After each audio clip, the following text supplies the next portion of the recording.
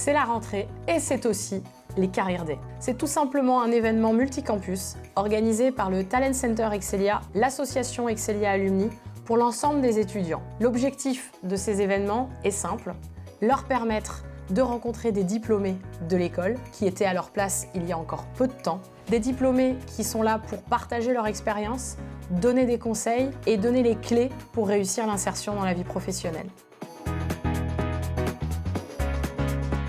Alors, un conseil à un étudiant pour se démarquer, je dirais qu'il y en a deux. Ce serait de valoriser ses différences pour en faire des forces et vraiment montrer en quoi ça peut être des forces pour l'organisation qu'ils vont rejoindre. Et le deuxième conseil que je donnerais, c'est d'être goal-oriented et d'être un problem solver parce qu'on a besoin de gens qui savent faire avancer des sujets, qui savent faire avancer des dossiers.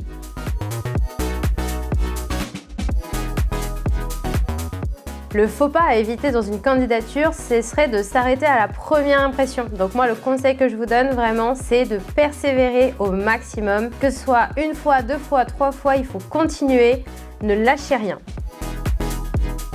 Alors pour trouver son premier job, alors je conseillerais à la personne qui est diplômée de faire appel à son réseau immédiat. Les personnes avec qui il a été à l'école, qui ont déjà trouvé, les personnes qui ont été peut-être diplômées 1 ou 2 ans avant parce qu'on sait quelque chose des associations, ils ont peut-être tissé des liens ensemble. Et je dirais aussi de faire attention à son image. Aujourd'hui, on est dans l'ère du personal branding, donc utiliser les bons mots-clés, utiliser les bonnes couleurs sur ses réseaux, que ce soit LinkedIn ou les autres, peuvent faire mouche pour taper dans l'œil du recruteur.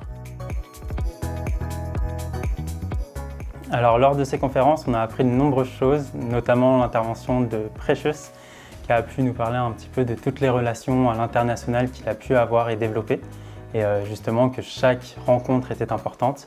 Également l'intervention de Charlotte, qui nous a permis de découvrir l'utilisation de l'intelligence artificielle pour pouvoir recruter plus facilement ou alors candidater tout simplement. Ce que j'ai appris, c'est d'être en capacité d'utiliser nos nouvelles technologies développées. C'est grâce à ça qu'on va se développer de plus en plus. Et aussi, ce qui est très important, c'est notre carnet d'adresses. C'est de savoir garder les contacts qu'on se fait maintenant et qu'on se fera plus tard. Le premier point que j'ai appris utile, je dirais, c'est qu'il ne faut pas baisser les bras. C'est pas parce qu'on a un refus qu'il faut abandonner, il faut toujours persévérer dans la recherche d'un travail.